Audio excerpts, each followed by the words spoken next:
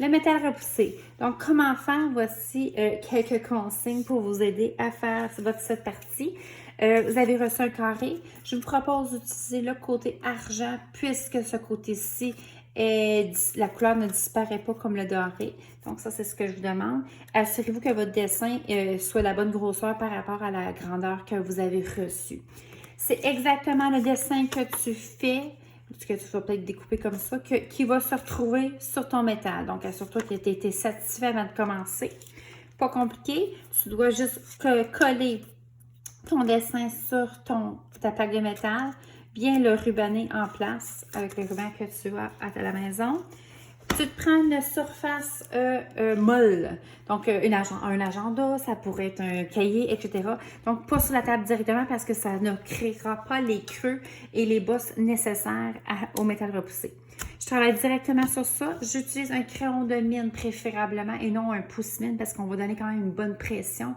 On veut rentrer dans le métal. Donc, un crayon de mine, ça va faire le travail parfaitement. Donc, la première étape, c'est pas compliqué. Je regarde ça et je repasse sur toutes mes lignes que j'ai en appuyant quand même assez fort, sans percer rien. J'appuie, je fais toutes mes lignes. Quand je crois avoir terminé, pour m'assurer que j'ai bien fait ça, je vais retourner à l'envers et je vais m'assurer que tout mon dessin est présent. Dans ce cas-ci, j'ai fait un excellent travail. Je peux donc enlever mon dessin qui était dessus. Et voilà, je suis rendue à aller peut-être accentuer mes creux ou faire des bosses. Donc, la deuxième étape, ça va être de prendre ton crayon et de repasser sur toutes les lignes que tu as fait. En fin de compte, cette partie-là va te permettre déjà là d'avoir des reliefs un peu plus accentués. Donc, je fais ça, puis je fais attention parce que des fois, ça crée des petits quelque chose là. Fait que je passe dessus toutes les lignes que j'ai en appuyant quand même assez fort. Automatiquement, on va avoir un relief qui se crée juste en appuyant une deuxième fois. Si je veux faire encore plus des creux ou des bosses, ce que je vais faire, je vous ai donné un petit bâton de popsicle. Là, j'en ai pas un avec moi, là.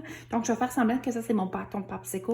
Je vous ai fait un côté qui n'a pas été changé et un qu'à l'exacto, j'ai comme fait un peu plus pointu. Le côté pointu, en fin de compte, c'est pour aller dans les petits raccoins et l'autre côté peut être utilisé facilement. Ce que j'aime faire avant de commencer à l'utiliser, moi, j'aime ça le frotter un petit peu sur un papier, juste pour qu'il soit un petit peu plus travaillé. Mais pour commencer, si je veux faire des creux, donc si je veux accentuer des creux, ce que je vais faire avec mon bâton popsicle, je vais prendre mon efface ici, je vais aller frotter simplement l'espace que je veux renfoncer. Ce qui est intéressant, ça va être vraiment de travailler un peu plus avec ton bâton popsicle, un petit peu couché comme ça et non droit comme ça. Comme ça, il n'y aura pas de marque du bois. Donc, je fais juste frotter simplement. OK? Faites attention pour ne pas faire le trou. Vous frottez quand vous pensez que vous avez bien fait ça. Vous arrêtez. Et là, automatiquement, vous allez voir, je ne sais pas si on peut voir ici, là, il y a vraiment un bon creux qui a été créé. On le voit ici. Le creux il a été créé. Donc, je suis capable de rentrer mon doigt vraiment dans mon creux. Ça, c'est bon. On travaille tout le temps sur une surface molle parce que si n'y a pas de surface molle, ça ne se créera pas, c'est certain. Si je veux faire ressortir un relief du bon côté, ce que je dois faire, je dois aller travailler à l'envers. Donc, dans ce moment-là, je vais aller frotter. Ici, on va dire je vais faire sortir le rond. Je vais aller frotter le rond. Je frotte jusqu'à temps que je sois vraiment contente. Je me mets avec mon doigt. Ça ne fait pas comme un bâton popsicle, mon crayon, on va dire. Fait que là, ici, et à ce moment-là, ça va créer un petit peu ce relief-là. Il va y avoir un relief qui ressort. Moi, ce que j'aime faire des fois aussi, c'est de repasser sur mes lignes contours pour faire ressortir, en fin de compte, le relief qui est ici, là. Et là, c'est en fin de compte à toi de décider c'est quoi que tu fais. Est-ce que tu en fais beaucoup en relief comme ci, comme là, des creux, ou juste faire les lignes, c'est suffisant pour toi. Si je vous montre cet exemple-ci, toutes les parties en noir, je ne sais pas si vous êtes capable de voir, elles sont creusées. Donc, j'ai creusé les parties en noir et j'ai fait ressortir mes 3 triangles. Je suis allée à l'envers et j'ai fait ressortir avec mon bâton popsicle un peu plus les formes.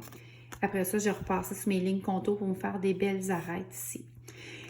Après ça, vous avez la possibilité de rajouter peut-être du Sharpie qui est permanent par-dessus, dans les craques aussi. Je trouve que ça fait vraiment ressortir les reliefs. Et surtout, le contraste entre le noir et le argent qui est vraiment intéressant. Donc, le contour et les creux. Et après ça, juste découper. On fait attention quand on découpe parce que c'est ça coupe énormément. Puis, c'est tout. C'est fait.